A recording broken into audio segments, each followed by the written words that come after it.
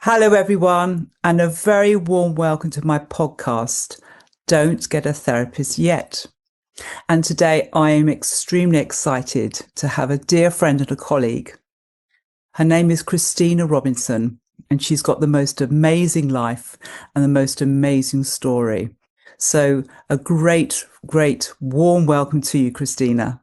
Hi, Wendy. It's such a pleasure to be here with you. We've had such wonderful conversations in the past. So to be here on the podcast, to have yet another one of those conversations is it's a real treat for me. So thank you. Thank you. And I'm so looking forward to sharing your story because it is an incredible story. And I hope all the listeners will actually appreciate you coming in and sharing what you're going to be telling us today. So, but let's just start by give the listeners a little bit of a flavour of who Christina Robinson is, what she does for a living, anything else you want to share. Let's find out a bit more about Christina. Okay, so what am I? Who am I? There are three words: marketing, mindset, and mischief. Love it. Those three words kind of sum me up completely. I am MD of Green Umbrella Marketing, an agency where I started working there as an employee, and 6 years later, I became the owner of the company, sole owner, bought out the founder, all that kind of thing, which was amazing. And I'm sure we'll get into that. Mm-hmm. So I've got the marketing agency. I do a lot of public speaking around marketing is at the core, but different business elements that come into that.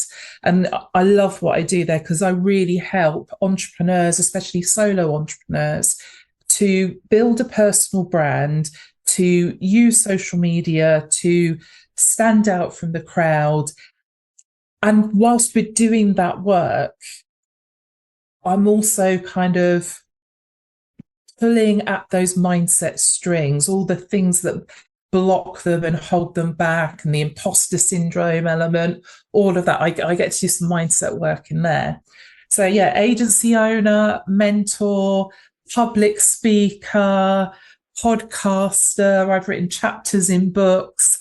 I do all sorts of things, but it basically all comes into helping entrepreneurs to show up and back themselves. And they're my favorite four words at the end of all of my presentations. I always say, show up, back you, because that's what allows you to create the life that you love. And I really do love my life because I've done that work to get to that point on the inside and out.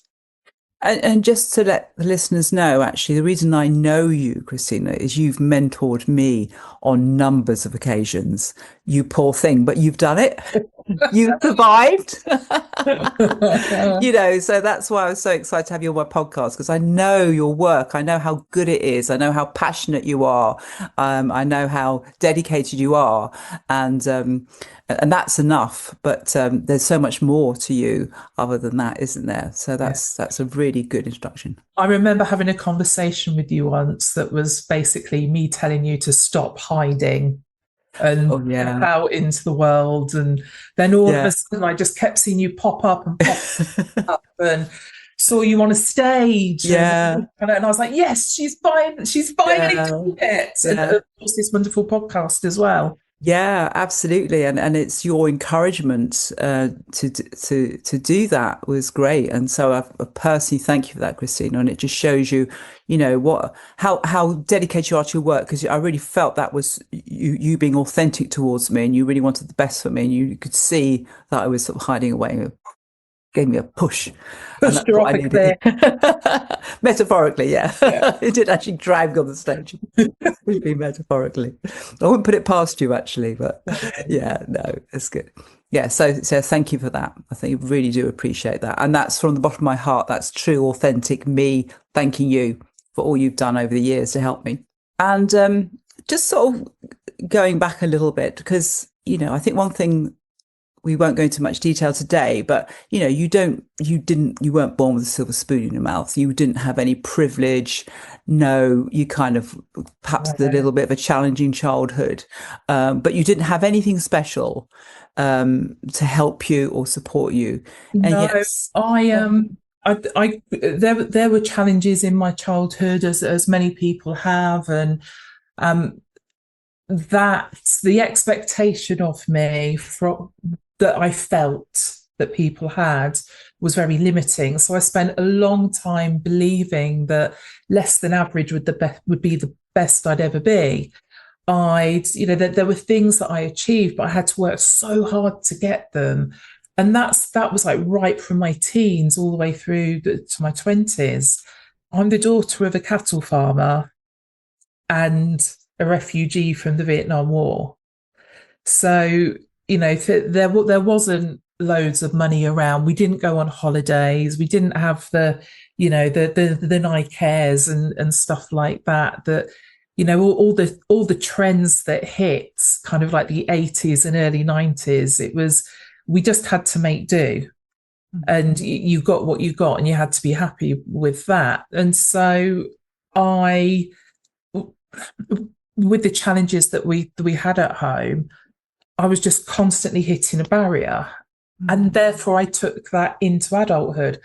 I left home at 16 because of the situation at home. It had become unbearable for me.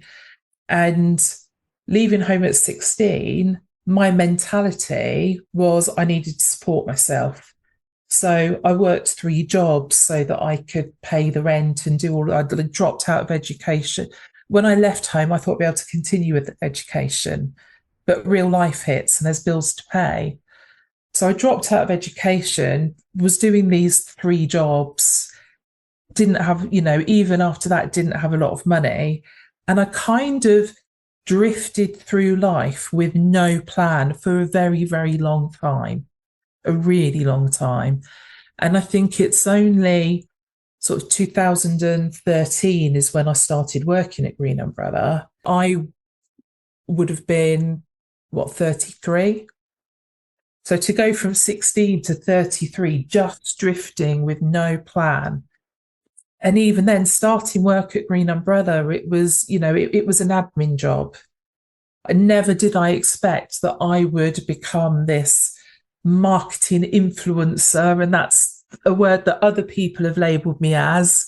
And I openly receive it, even though it has that bit of friction when I hear it. But when I started working at Green Umbrella, I was probably about a year in when the founder said to me, we were talking about her plans, and she was like, would you want to buy the business? And I said yes. And inside I was thinking, no way. You're supposed to be the clever entrepreneur. I'm just in your shadow, following and supporting you. How I thought you were clever. How the hell do you think I'm going to do this? Well, another few years roll on, and as I've grown within that role, and I've started to identify where I was creating trauma in my own life because of things I held on to in my childhood and had put meaning on, and I started down this sort of personal development world. I was gifted a book that basically tells you how to create a life plan. And I went through that process, and within it, it talks about being in a drift. And I realized that's what I'd been doing. I'd just been drifting. And, I'd had jobs where I did well and was given promotions. And I was so grateful for every promotion because it would feel like I earned it. I knew I'd earned it. But every time I hit that little ceiling I built for myself, there'd be kind of an explosion and I'd lose it all. So, at 22, I'd had a breakdown because I'd reached a point of being better than average, and I self-sabotaged. I overworked, I overexhausted myself, and all the chemicals in my brain when I wasn't eating properly, not getting enough sleep, or the stress levels I was holding was so high that my body just went no more. A decade later, more than a decade later, when I've got this opportunity, I kind of step back from it. And on the inside, I'm going, no, no way, no way, no way. Over the next couple of years, I've created this life plan. Now I've got clarity. I know where I want to go. I'm not just working, working, working, working, and other people recognizing it and rewarding me. I'm now working with intention, and I'm getting to reward myself because I know what my plan is. I know what my North Star is. And every time I came up against some sort of block, it was like, okay, why do I have this block? Instead of it being a case of, why is this happening to me? You know, why is it always me? It was, why is this happening to me? Why am I creating this? How have I created this? What beliefs have, what is it that I'm thinking right now? And where's the evidence to support it? Today, when things pop up and I'm feeling that kind of a block or a bit of friction, I'm like, okay, where's my thinking? What's making me uncomfortable? What do I believe that's making me uncomfortable? And is it a truth or not? Is it factually correct or not? Or is it just a story I'm kind of creating? And I think just having that thought process has allowed me to, I bought the business 2019, 1st of April. I go into an office, sign a bit of paper, and I come out and I'm thinking, oh shit, what have I just done? It's like I've actually done it. And that I remember that feeling, that it was kind of a feeling of my body was empty. My mind was empty. It was just, I remember just sitting in the car and I own this business now, and just breathing the thought that I'd got this business. And it was a calm feeling in my body rather than a fight or flight kind of response. It was quite a zen moment. And it was like, okay, what do I do now? Back to the office, I suppose. And so we went and did that. So it was a crazy, crazy time. But going through those changes, shifting the way that I thought, taking action, taking the responsibility and buying the business, and everything that's happened after that, dealing with COVID when I'd only been a year into being a true entrepreneur, all of it was manageable. Every door that's been closed to me, every thing that's been put in my way, I've been able to manage just by a very simple thought process. What's the problem and why do I see it? Why do I think it's a problem? Why do I believe it's a problem? And just working through that. So yeah, that's kind of the story around buying the business, really. And it's you said it so eloquently, Christina, and said it in such a simple way that people can understand that sort of step by step. You really worked on your life story, and your plans. You had clarity there as well. But you worked on your mindset, didn't you? You actually, rather than there's a big change. Like a lot of people I see that, why has this happened to me, is a very common thought. But you changed that round and said, why is this happening? But what can I do about it? How do I overcome this? And what do I need to think differently to overcome this? And that is a powerful shift, to the point where, you went from like an admin worker to an owner of a very well-established business. I mean, the shift was amazing, wasn't it? But it's your mindset change that helped you to do that. I think there was one real turning point, the point at which I made the decision that buying the business was something I had to do. And there'd been some financial issues at home. Things were really, really tough. I was still married at that point, etc. 2 kids, and we were in danger of losing the house. And I kind of didn't realize the reality of the situation. And then it sort of hit me in in a moment when a lot of things were revealed to me. And I remember sitting on the bed thinking, my life's not supposed to be like this. And then the next thought was, okay, so what is my life supposed to be like? And it was just that shift, just that question, that thought, that really was the catalyst for me to start investigating and getting curious around everything personal development, everything mindset, creating this life plan. And I'm really, shitty things happen in life. Yeah. Really shitty things happen. But without that pain, we can't learn a lesson. Mm. Sometimes we need the crap so that we can get out of it and come out of it as better humans. So we can move forward again and again and again. And I believe that wonderful things can come from pain if we choose to design our thinking that way.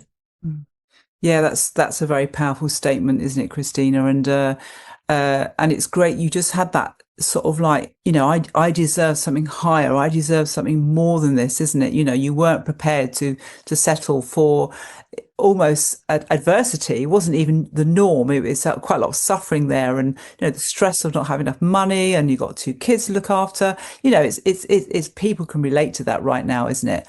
But I like the way you sort of took a moment and said, no, I'm destined to greater things than this, and then you went full out, really researching mindset and really understanding it as well. And it just shows you a growth mindset, how much you can actually change your situation by working on your mindset. Yeah, I think I consumed the information and I implemented real time. I didn't just read and read and read and read and listen and listen and listen. I implemented. I took the actions. Yeah, every book that I read, it's like, okay, what's the lesson from this? How do I move forward? Brilliant. And even I was talking about this to a friend the other day, and I'm sure I've mentioned it in other places where I've been interviewed.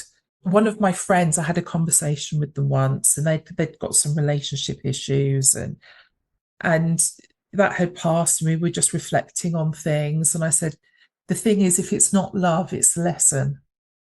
And it was something I just said in the moment. But actually, I think it applies in all areas of life. I love that. If something's not going the way you want, if things go the way you want, you're in a state of joy and happiness and freedom and love for the life you have, love for who you are. So actually, if something happens and you're not feeling love from it, then what's the lesson? That's a great mantra. I think I might steal that off you.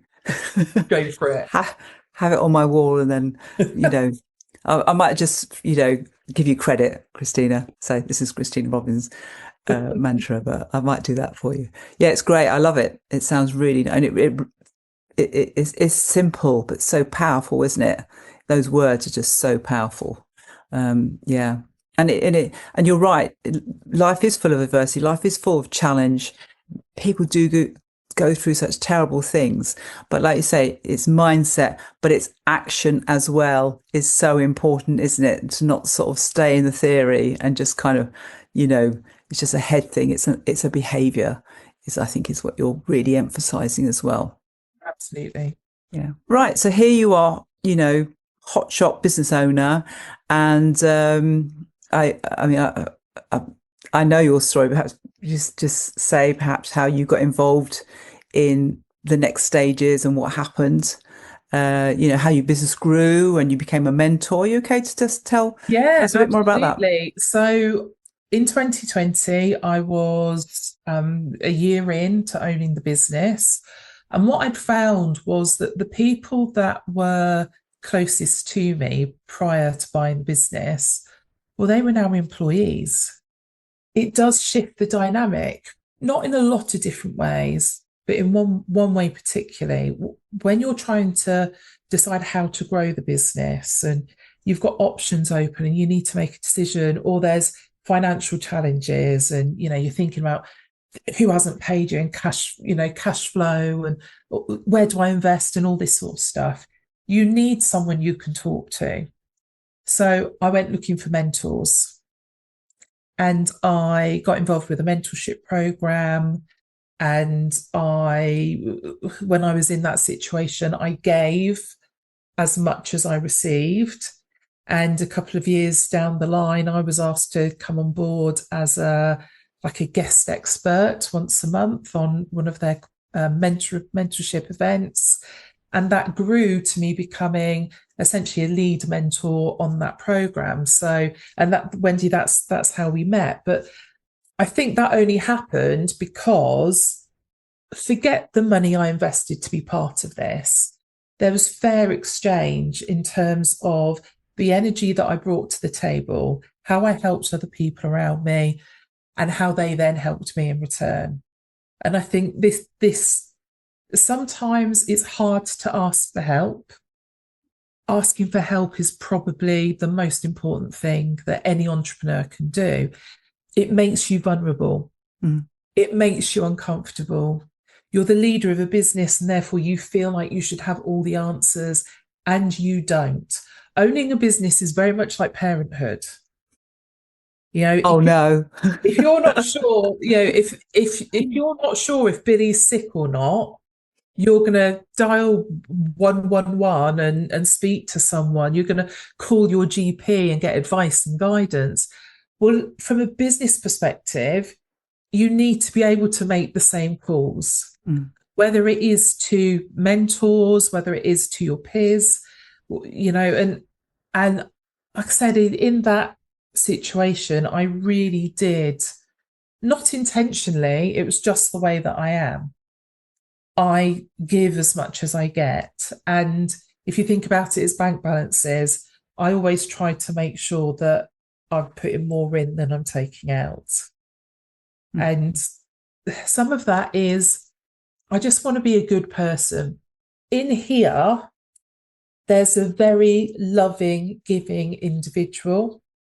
Lovely. And I don't want it to just be trapped in here. I want it to be on the outside as well. And so the way that I operate in business, and part of the reason for my success, is that I've let the inside out. Now, that can be ugly too, because that makes you vulnerable. However, I've been happy to share my vulnerabilities. I have a line that I don't cross. I never share anything that I am experiencing in the moment. I do kind of share real time what's going on in my world, as long as it's going to add value to the people around me.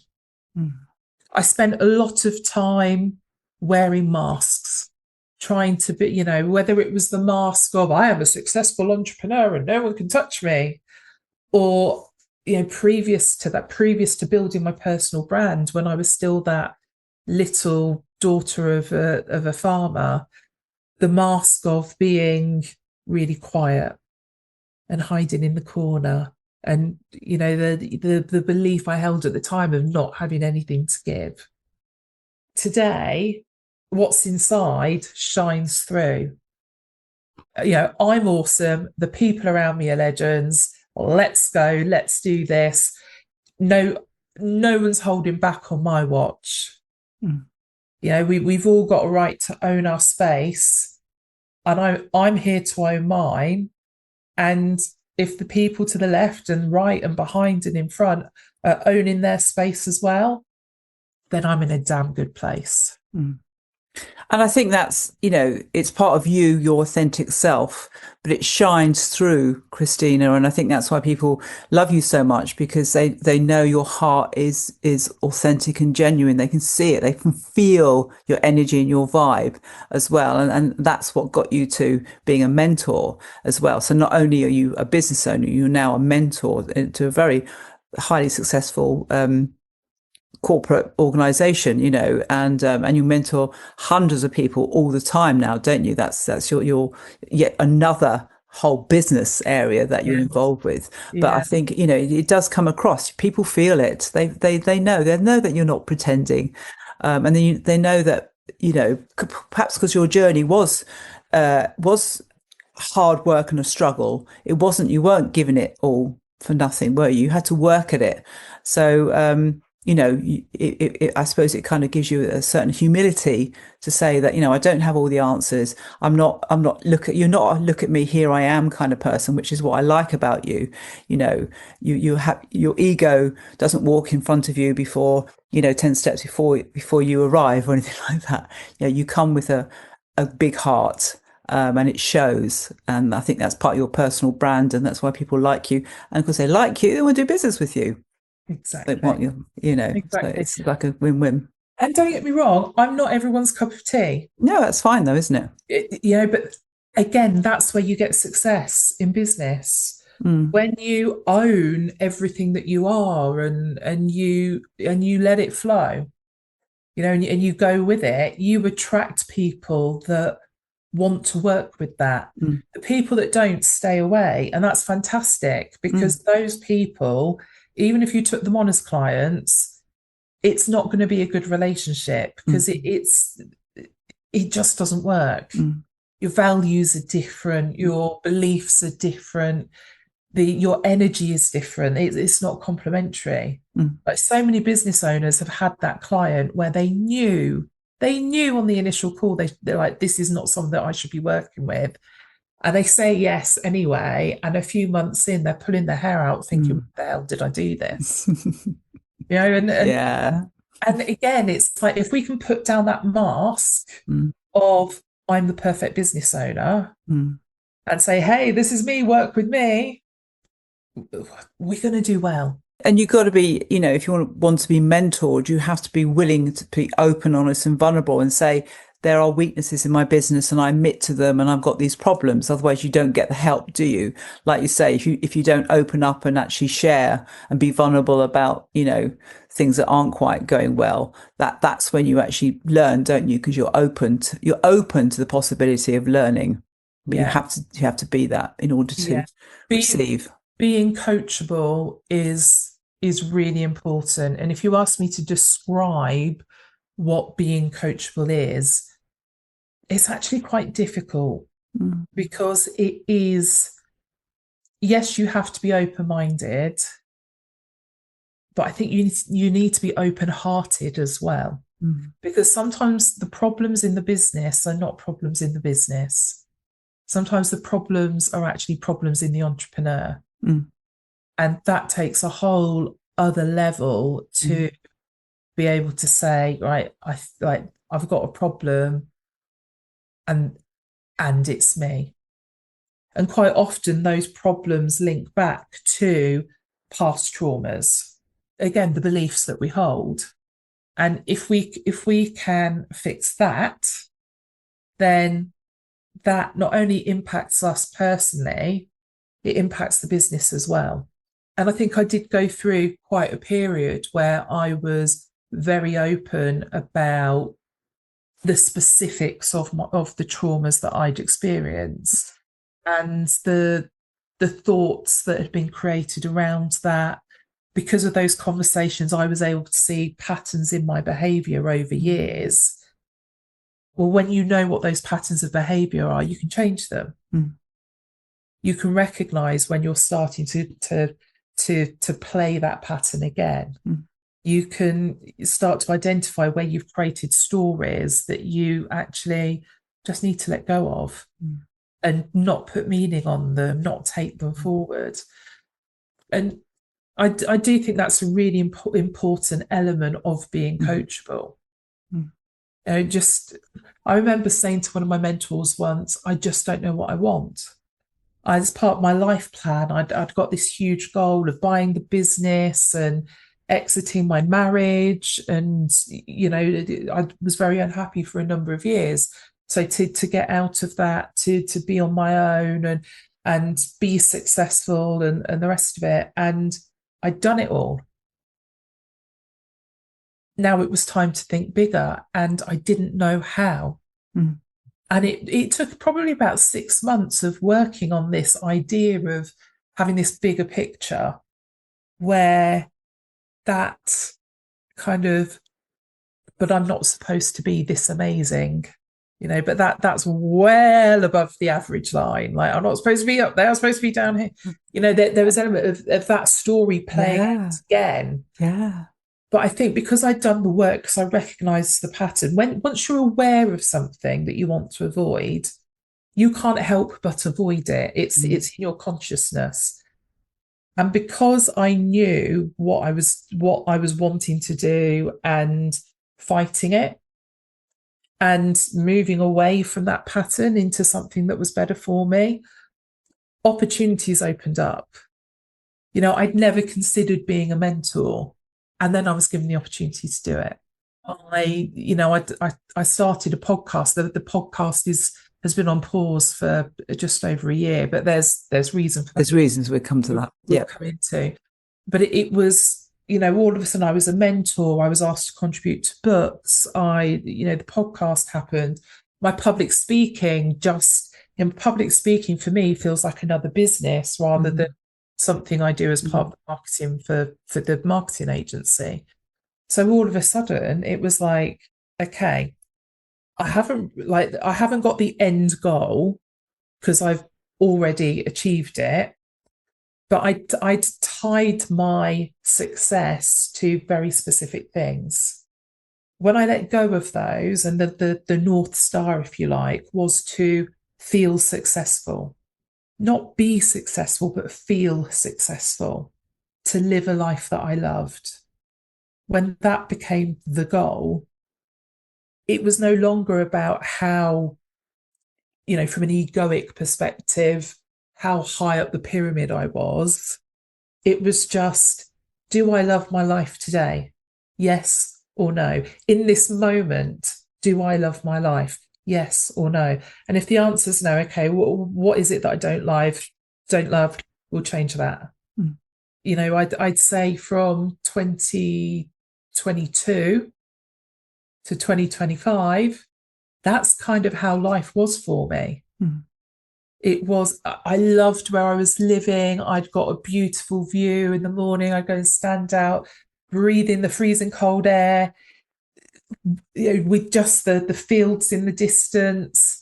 I'd play my music and dance in my living room in the evenings. I was living on my own. I could do what the hell I wanted.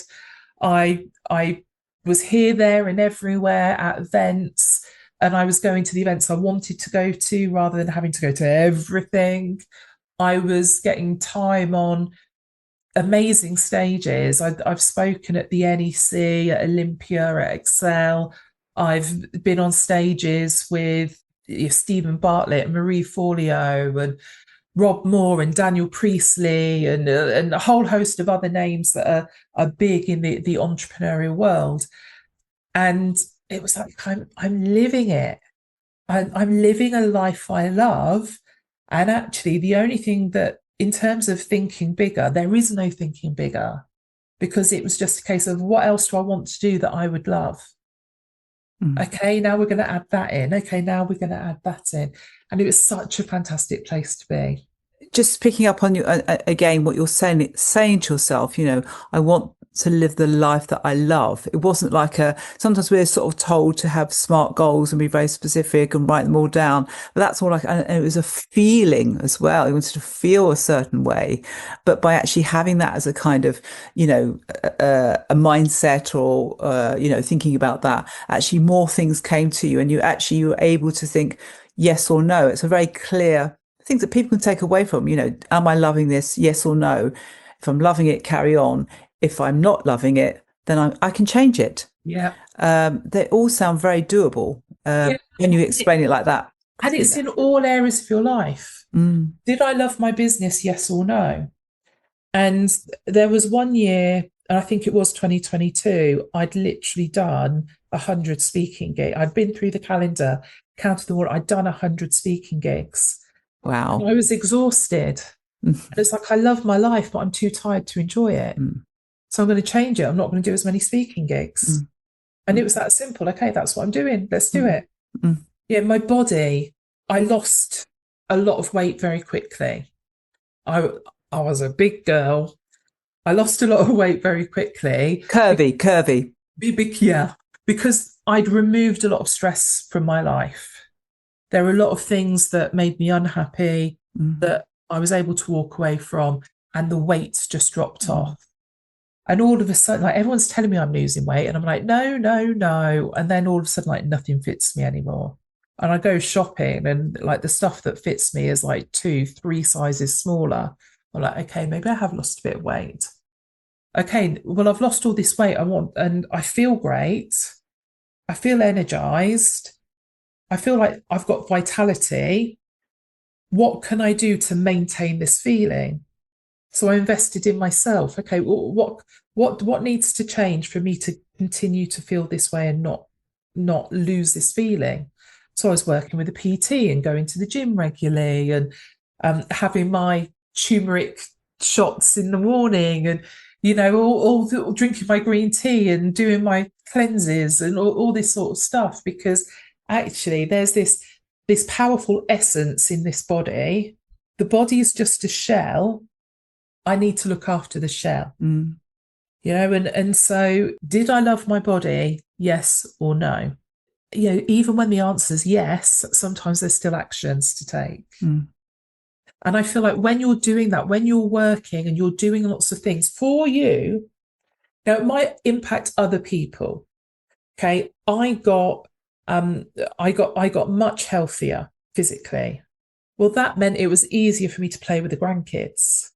So my relationship with them it was fantastic anyway, but it got even better because I could get down on the floor and swing them about, and, they'd climb all over me like a climbing frame. And it was cool because physically I could do it.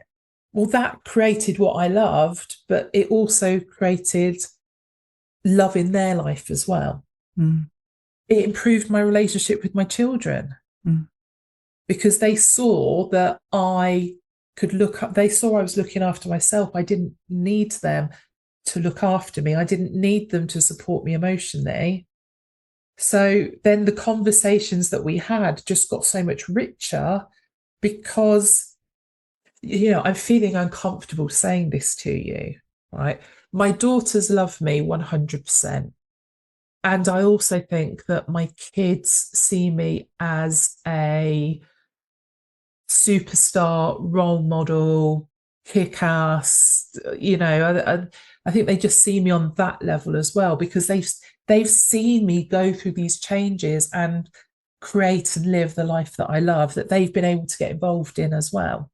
How lovely is that? And I think, again, people that I work with, they often find it very difficult to do the self-care. The self-care is really, but I think, the point you're making is your self-care sort of created a positive ripple effect, isn't it? So it actually helped you being healthy and energetic. You have better relationships with your children and your grandchildren, but you're also a role model. And again, they know that it was all up to you. There were no special treatment or any handouts. It's just you working on yourself. So you can change yourself. If you really put your mind to it, you can change your life completely. And that's a great message to actually give to your children, because nobody can ever take that away from you, Christina, because that is a cold, hard fact, isn't it? Yeah. And I think the idea of change, we kind of think, this is where we are and this is where we want to be. And the truth is, it's not one big jump. It's lots of little changes, lots of little micro actions sometimes that get you to that place. It could be as simple as taking one supplement that's going to make the difference. Going out for a walk every day is going to make the difference. Saying I love you in the mirror to yourself with eye contact with yourself, that might be the thing that makes the difference. And it's all of these little changes, they stack up, and that's how you close that gap from where you are to where you want to be, where all of a sudden you're living it, and you don't really know how you got there, you just know that you did. And you have conversations like this and little things come up because you're in flow that you've probably forgotten about. Mm. I remember the first time I tried to say I love you in the mirror, and I just couldn't do it. Uh, Just couldn't do it. And then I was laughing at myself. At first I was upset and frustrated, and then I was laughing at myself that I couldn't do this very simple thing. And it's become one of those. I've been at so many events where I've ended up having conversations with total strangers and then taken them into a bathroom to make them look in a mirror and say those words, wow.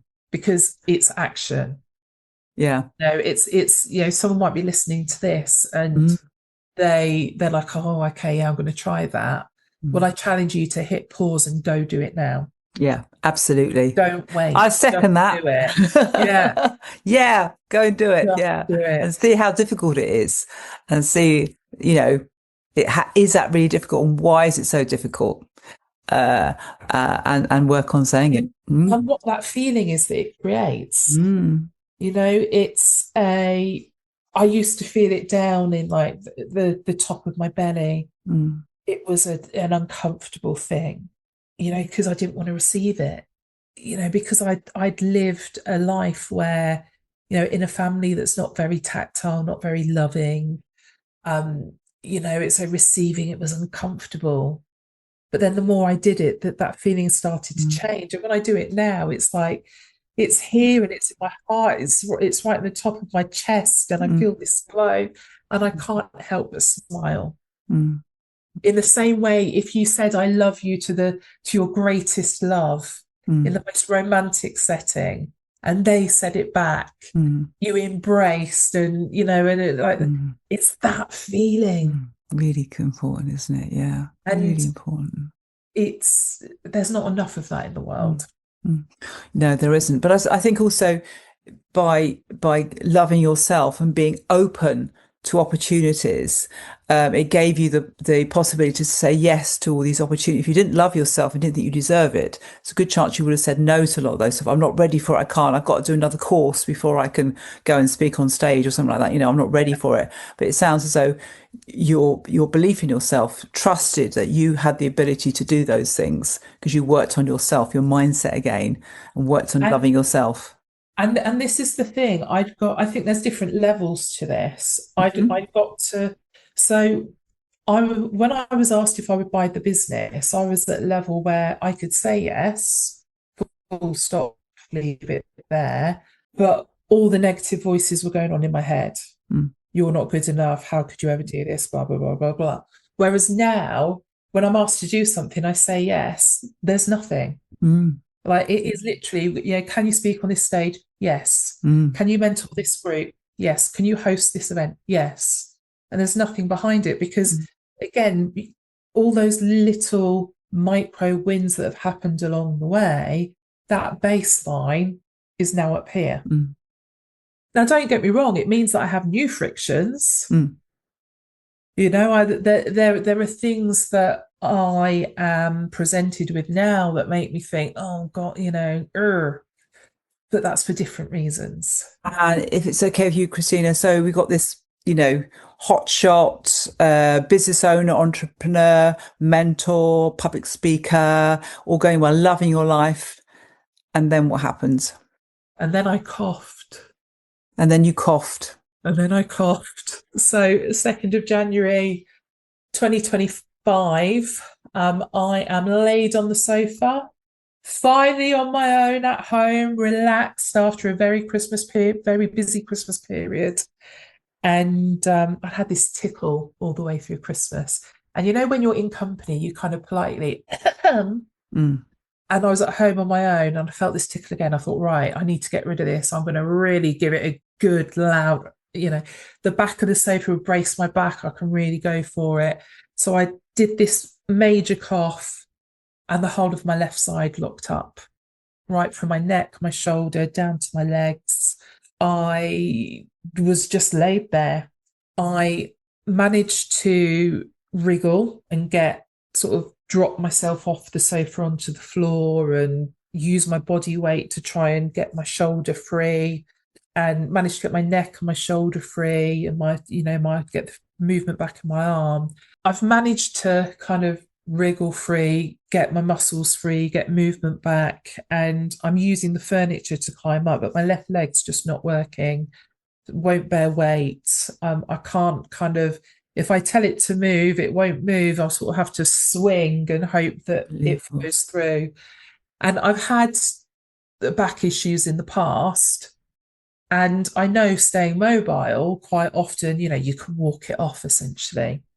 So that night, I sort of I was walking for like every 20 minutes and then laying down for 40 minutes.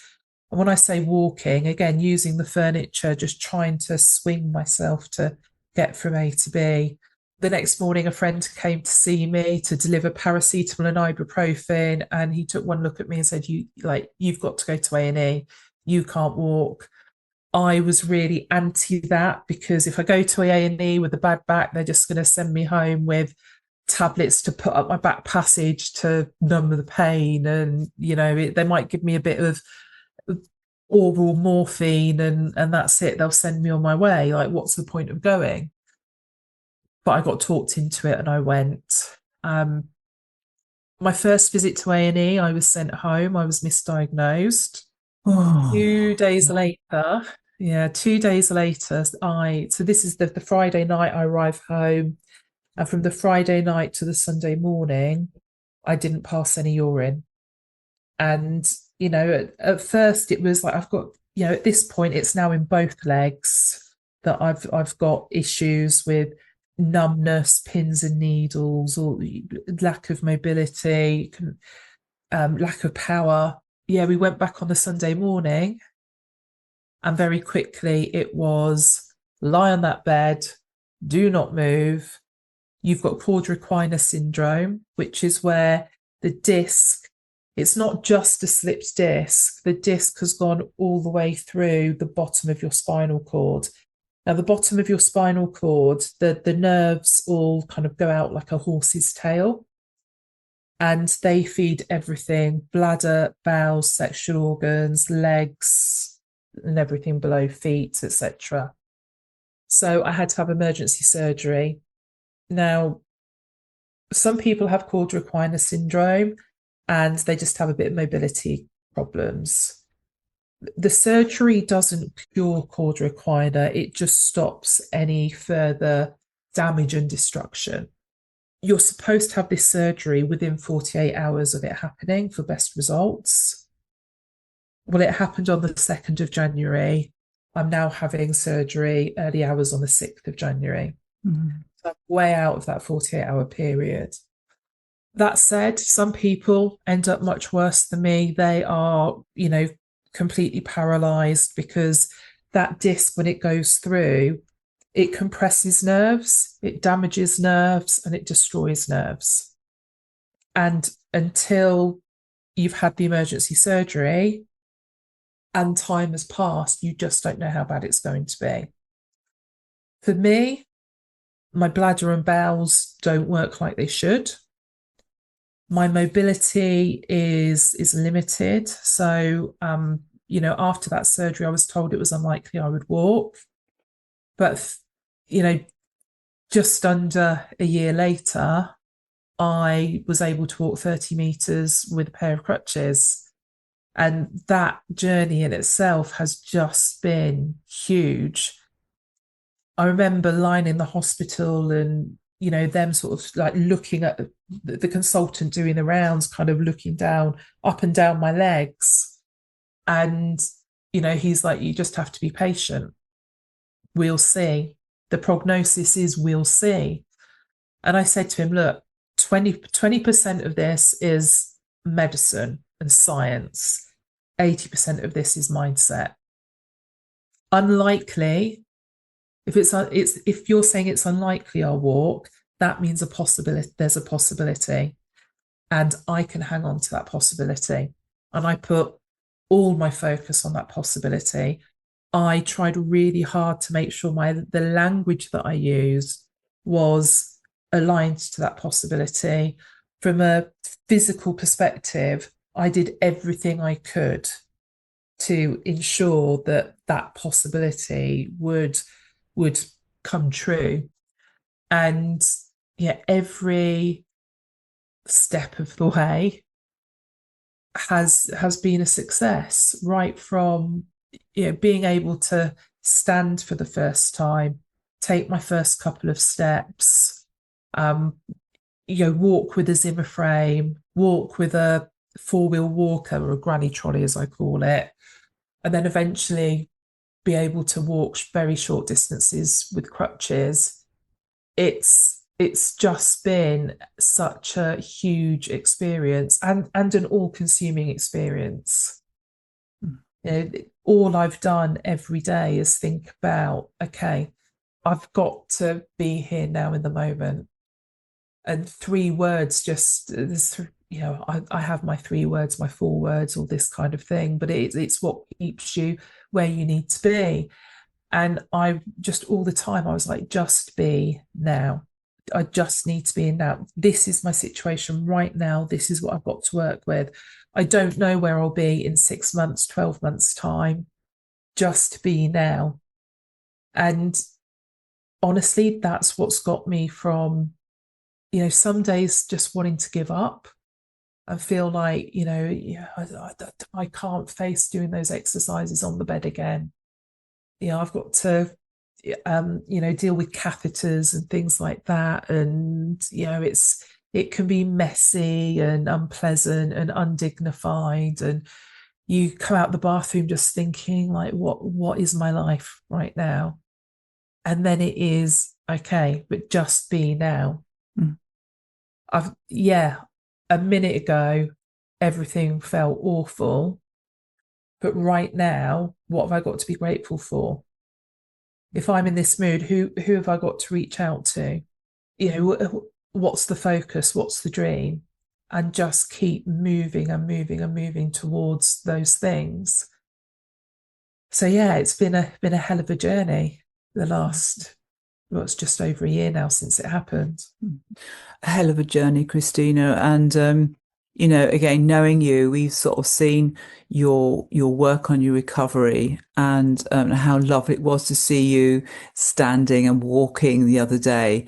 And most people, again, I see a lot of people who have a lot of injuries and a lot of chronic illnesses, and that's why I'm so pleased you're willing to come and talk about this situation on this podcast, to actually give people hope, because people can get so down and depressed when their physiological and physical, everything changed for you, didn't it? And sometimes we can go through life and we sort of moan about being caught in a traffic jam, or it's raining all the time, things like that. That's nothing compared to what you've been through. You've had to go through a complete and utter lifestyle change, all the pain, all the not knowing, just not knowing what on earth, no guarantee that you're going to walk again, not going to walk again. It's massive, Christina, isn't it? Yet you still stand proud, don't you? And you still say, this is still a lesson, and I'm going to use my language carefully, so that I've always got hope in my life that I will continue to make a good recovery. So thank you so much for that, Christina. It's such a big, brave, bold statement that you're saying. Do you know, it makes you feel that your identity has shifted. It makes you feel smaller than you were. Yeah, I it get makes that. you feel vulnerable on a whole other level. However, why do I feel like my identity has shifted? Okay, something's happened to the vessel. Something's happened to the engine, but I'm still the driver. What's in here, this thing that I've built and allowed to spill out of me, my presence is still here. It's a physical thing. So I hung on to that, in terms of my identity. And don't get me wrong, it took me 6 months probably of questioning and questioning and questioning myself. And I thought, you know what? I right now I don't need to be anything for anyone. Say, Christina, who are you? I'm just me right now. And that's okay. I'm just Christina Robinson. I can still talk to you about marketing. I'm using the mindset all the time, and I'm trying to get as much mischief into my life as possible. Right? Because I'm still me. Mm, I still stand for my value. Okay, my value stack has shifted, yes, but those values are still the same. mm, So how can I tap into those mm, values to help me through this? mm. And I think that's the thing, all the things that we feel, if we can identify the reason why we feel that way, that's what needs working on. Mm. It's really easy to go through this and feel depressed. Totally. Absolutely. The thing is, and I did this and I explained it to a friend, and because I realized what my self-awareness is high because of the work I've Mm, done. And I'd barely got out of bed for 3 days, and I wasn't talking to anyone, and I really kind of recoiled from the world. I'd cancelled the carers that were due to come in. I wasn't eating properly. I really withdrew, and I felt really low. I thought, why do I feel this way? I'm depressed. mm, Hmm. I'm not depressed. I'm mm, doing depression. Yeah, because in here, I didn't feel any of those ways. mm, My physical energy was low. mm, Yes, I needed to rest, recuperate. However, I was doing depression. mm, I wasn't depressed. Now, if you go back to your consultant, you say, oh, I'm feeling this way, you describe your behavior, they're going to start giving you even more pills to pop. mm. Definitely. Whereas actually, if you go, right, no, it's just been a really hard few days. I'd done a lot in terms of my exercise and activity, and I wasn't used to that at that moment. So from an energy perspective, it had wiped me out. I was frustrated with myself because I'd been wiped out, because I want to be active and full of life because that's who I am. But then I thought, do you know what? Before this happened, every now and then I'd have a weekend where I'd laze about in my pajamas and eat junk food and watch movies and not talk to anyone because I'd earned that rest. Well, actually, I've just changed the meaning. I've done exactly the same thing in the two scenarios. But I've changed the meaning in this scenario. So actually, if we forget that meaning, just get rid of it and focus on the fact, well, you needed rest because A, Mm, B, and C had happened, mm, because you'd been showing up, because you'd been doing what you needed to do. mm, You needed a bit of a rest, and that's mm, okay. mm, So, it is always like it's not what the symptom is, the feeling is the symptom. mm, What's causing that? mm, And that's what I've continued to come back to again and again and again, mm. because I'm sitting in the wheelchair now. Gosh, 3 months ago, the wheelchair was an enemy. A Yeah. wheelchair meant that I was proper disabled, Mm, you know, but I was fortunate enough to go to Stoke Mandeville to the Spinal Injury Centre for 6 weeks rehab. And in those 6 weeks, my mindset around the wheelchair completely changed. It wasn't an iron skirt anymore, this heavy thing that would hold me back. It's a tool that will allow me to go even further. I know I'm doing this interview with you today. I've got someone coming to see me later. To have the energy and be as vibrant as I am, I've needed to pace myself this morning. So instead of struggling around on the crutches, I'm using the wheelchair, mm, because later today I'll have that resource, mm, rather than, I can give you all of me right now, mm. rather than the 30% that's Incomplete. left. Yeah, yeah. And so it's all these different changes Mm, go on during this period. mm. And there's no manual here, is there? That you're having to deal with all these situations that you never even expected to deal with them. And so many changes to your body, to your lifestyle, to your identity. And you've had to work that all out. yourself, haven't you? I mean, you can read about something like that, but it's very different when it's your own personal experience. You've had to really build yourself up again, haven't you, Yeah. to adjust and accommodate and to hold your head high and say, I'm still me and I'm still doing what I love. I think just being able to say, I'm still here, Mm, because when you have a health crisis, your life becomes consumed by it. mm, And especially in a business context, you're pulled out of business and purely into your personal life. So when you then want to re-enter the business world, you kind of feel a little bit like, I don't know what I'm doing. It's not imposter syndrome, it's almost embarrassment. mm, I disappeared, and now I disappeared, and it was because I was weak, and now I'm back. That's the thinking that goes through, and it's like, why were you weak? mm, Where's the evidence that says you're mm. weak? Okay, like I said, they make something in the engine broke, and you've had, there's a bit of gaffer tape and a few plasters and the rest of it to get you going again. But yeah, weak. Why, like Christina? Why are you weak? And being able to answer those questions. It's also really, I've had fantastic, absolutely fantastic support from people within the business world. Like some of the voice notes I've had, it's just been absolutely amazing, and just people cheering me on and checking me in and checking up on me and all that kind of stuff. And it's almost more embarrassing that I've done stuff than if I hadn't done anything. It's such a strange feeling. The thing is, you feel the fear and do it anyway. It's Yeah, I'm back absolutely. to designing my life. Mm, What if I'm living a life I love, mm, current resources, what does that look like? mm. And I do have to think about where I spend my energy, because I have to manage that.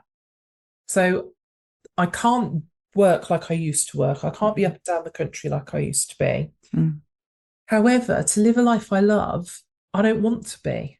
mm, So that's aligned. So that's okay. mm, And so it is kind of figuring all this stuff out. But so you've got the big stuff like that, and then you've got the tiny stuff like going into the supermarket, and whether you're in a wheelchair or on a walker, it's something on the top shelf. How do it's like, and you don't even see what the top shelf looks like. mm, I went into we were at an event a few weeks ago, and the day after I went and did a bit of shopping in Resorts World just by the NEC. mm, mhm. We went into Next, and I was in the wheelchair, and everything was like just there in front of me, and it felt like I was going to be buried alive in a pile of clothes. But there was so much there that I couldn't actually see what was in the shop. And it's like, okay, this is a new experience. How are we going to handle this? Let's just breathe. Let's just take a breath. Okay, right now I'm feeling really fearful. Why? Because I'm feeling a bit claustrophobic. Are the walls going to come down on me? No, they're not. So I've got no reason to feel claustrophobic. So actually, let's go through this, which I did. And I was fine. And I picked up a jumper I liked, and that was all amazing. And we got in the queue, and there was a woman in front of us with a pram, and she went to pay for her stuff. And they said, next, please. And it was my turn. And it's like, shit, I'm in the wheelchair. I can't get past the pram. Okay, how are we going to navigate this there? And it's like, so you've got these big life things going Mm. on, and then you've got tiny things happening as well. And it's actually the tiny things that have more of an impact, because they come up when you don't expect them. So you need to have a strategy for that. Mm. There's a saying, isn't it? If you're in a wheelchair, the saying is, does she take sugar in her tea?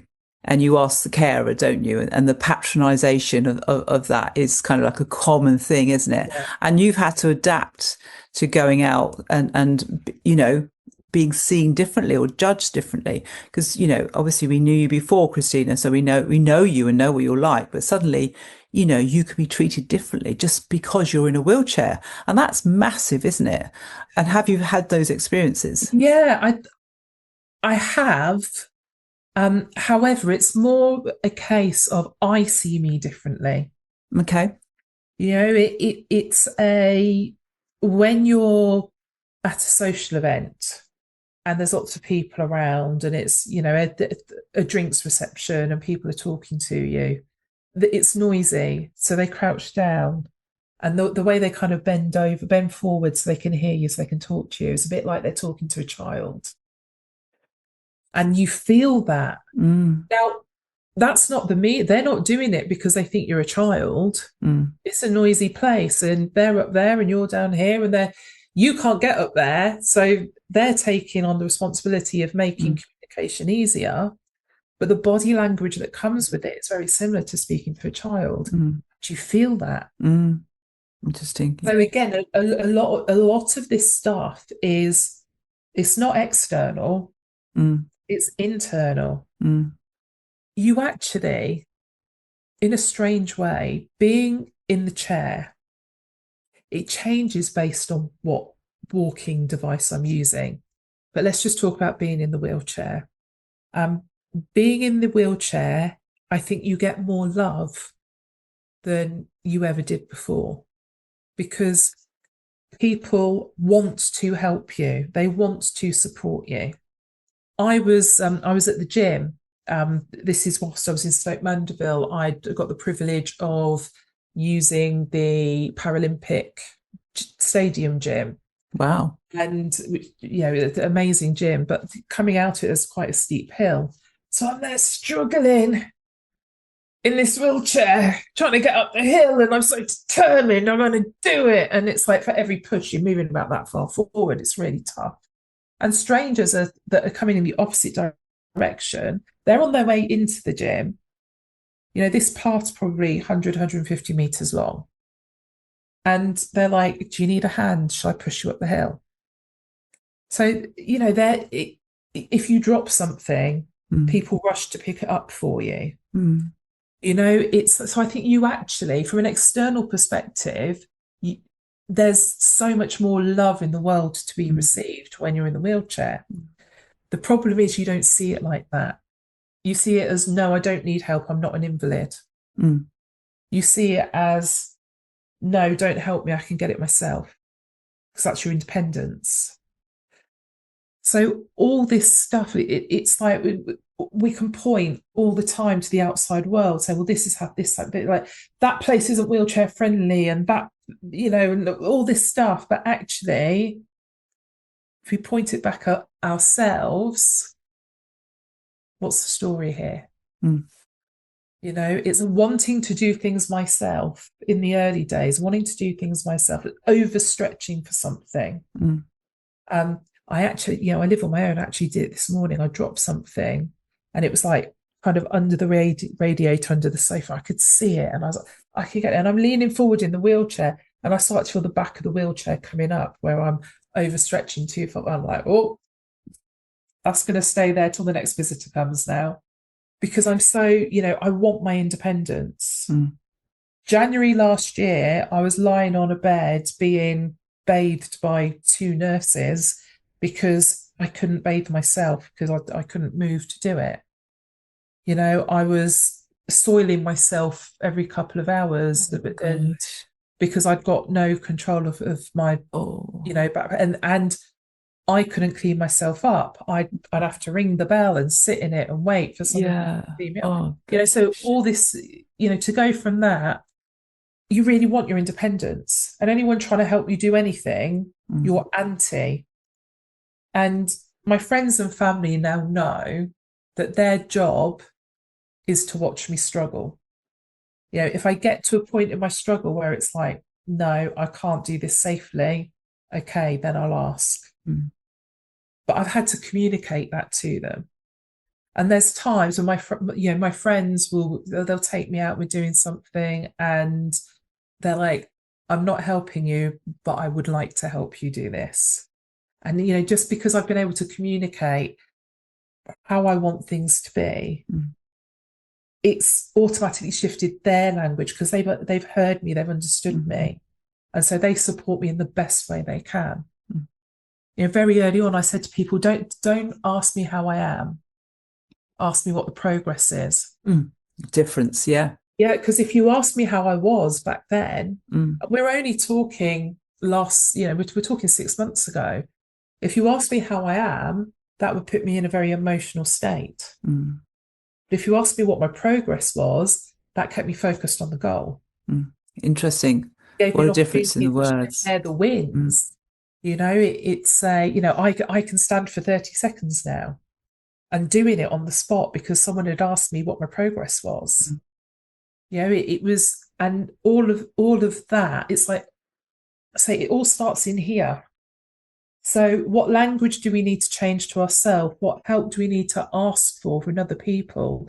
What or directives do we need to give people so they can support us in the mm, best way possible? mm. How do we identify the little lies we're telling ourselves and make it okay? What strategy do I need when I start to feel a bit overwhelmed, anxious, vulnerable, physically vulnerable? What do I need to put in place when that happens? How can I notice that's happening? I went into London on the train with a couple of friends. Wow. And they used to be being very open, shoulders are open, arms are everywhere. You probably noticed it on the video, arms are everywhere when I'm talking. And I sat in this wheelchair like this. And we were at Euston Station having a coffee before we, went and did whatever we needed to do next. And it was like, Christina, relax your shoulders, shake your arms out. And I didn't realize that I'd got into that state. Mm, I'd got all the feelings in my body. And I'd say the biggest learning from that visit, from that trip, was how I felt in that moment and how it showed up in my body. mm, So if I notice I'm sitting in a certain way, I'm like, oh, what are you doing, Christina? And I can change it. mm. I can just come back to just being right now. And it feels that because you got so good at your mindset in the past, this is sort of a whole new challenge and a whole new level until you've been in a situation where you lost control of your body, you can't do anything, and how that on a person. But again, it's been your mindset really has actually made you make the best of yourself, and you're still able to celebrate you. And you're very honest, it's been a tough journey. Of course it has for you, Christine. It's been incredibly tough journey, but now you're seeing the benefits of your hard work. You're seeing your recovery, you're seeing hope, and that's great. And you're able now to return back to work and really focus. I mean, I know you're still working on your personal stuff, of course you are, but you're able to. So tell us a little bit more now about what you're up to. And if people want to know more about you and get in touch with you, tell us how they do that. Okay, so in terms of getting in touch with me, connect with me on LinkedIn. That's the best place to find me. Um, One of the things that I'm doing at the minute, so I'm kind of easing back into work, but one of the things that I am doing is I call them power calls, 30-minute call. And, just connect with me on LinkedIn and just say, in the message, say, I'd love a power call and we can get that sorted out. 30 minutes, and whatever the issue is in your marketing, we'll sort it. If it's something to do with business and I can help you, we'll sort that. And it really is about lending an ear to people. I am going to build up my one-to-one mentoring work, and the mentoring I do, people tend to come in from a marketing perspective, but then we end up talking about mindset issues as well. I knew you were going to say Some of them that. record on video because they don't like themselves on video. Why don't you like yourself on video? But then all of Yeah, a sudden we're talking about something that happened when they were 8 years old. yeah. So we're here to talk about marketing, but we end up talking about how they exit an employee and how they're feeling about that. So this mentorship is it's marketing focused, it's personal brand focused, it's focused around the concept of show up, back you, and I just give you whatever you need within that. Mm. So that's what I'm doing right now. The marketing agency is still running. I'm starting to put public speaking events in. I am going to be relaunching the podcast over the next couple of months. So it's just about turning everything back on, switch by switch by Switch switch, by switch by but switch. in a way that suits my life. You know, Absolutely. I said earlier, if it's not love, it's a lesson. Mm. Okay, so in the very early stages, January, February, March, I was in hospital last year. During that time, Yeah. that's a lot of hours doing nothing. And I was like, okay, how am I going to use this experience to benefit others? Yeah. And I came up with the cough model. And it was very much based around, Model. yeah, very much based around how I navigated things. Yeah. So COF stands for community. You've got to have the right people around you. And I did, and I lent on them. You've got to own your vision. You know where your North Star is, whatever you want to call it, and just know what the vision is. Understand the reality. That's the vision. This is where I am today. Okay. G, get to work. So, what are the steps I need to take to get closer and closer and closer to experiencing that vision? And finally, H, happy. Mm-hmm. You've got to find your happy. You've got to find in your deepest, darkest moments, there will be a little string of joy that you can tug on. And if you tug on it hard enough, it just makes everything feel a little bit brighter. Mm. I'd been in the hospital I was in, they had a norovirus outbreak. So the first week or so, I was, we couldn't have visitors. I'd got my phone. The community element, fantastic. I'd got sort of a core 5 people really that were, really supporting me. And then a load of other people on top of that, just randomly sending me messages to cheer me on. But those people I really lent on. But even so, they weren't in the room. Mm. And like I said, I was just laid there, just experienced all this stuff. And I'm now at a time where I can sit up on the edge of the bed and I could swing my legs out, but I couldn't swing them back in yet. And the bed was next to this great big window. And all you could see out the window was flat car park, then flat fields, then the horizon. And it was early morning. I was just like, I don't know how I'm going to do another day. And I was just on the edge of the bed, looking out that window, feeling forlorn is probably the word that would be used in a novel. And as I looked out, the sun started to rise. Oh, how lovely. And I just watched the sun come up, and it was big and orange and then yellow. And I just watched it come from this tiny little thing to this great big sun in the sky coming over. And I just breathed it in and blocked out everything else that was going on around me. I just watched this and I just felt so much joy in watching that sun come up. Mm. And this is the thing, like I said, it's you have to find your happy. You do. The happy could be an achievement. The happy could be a gratitude that you have. Yeah, absolutely. Yeah. And I like the way you've changed it. It started with a cough. Yes. But it's ended with a cough. But there's a massive reframe there, isn't it? Like this cough is an opportunity. And I think you'll appeal very much to people who perhaps know they've got mindset issues. And, the marketing is something they need to learn as a skill. But, I think you'd be really good for people who know that they hold themselves back and they're not confident and they know they should be doing things and they're not doing things. I think you'd be really good to work with those particular people. Christina, I really hope people get in touch with you and offer themselves for your half-hour power talk. It sounds amazing. And that, they can't argue because if you think you've had it tough, mate, I've been through, you wouldn't say it to them, I know, but I would think, you haven't had to learn to walk again. You haven't had to suffer the indignity of not being able to control your body. Nothing else can be anywhere near as difficult as to what the sort of thing you've been through as well. So if it's just, putting yourself on a video, that's easy, really, isn't it? Why are we so bothered about, why are we so, get caught up in the negativity about that? It's just, so what? You can have a bigger so what, can't you? Because you've been through so much in such depth. Yeah, absolutely. And at the same time, I think when, if we use video as an example, when someone is feeling that they can't do it, it's just as big a feeling. Mm. It's just unique to True. my experience is unique to me, Mm. and it's, the fears that came through were unique to me. But fear is fear. Doesn't matter what's causing it, it's still Mm. fear. Doesn't matter True. what level I might deem the problem at being at, Mm.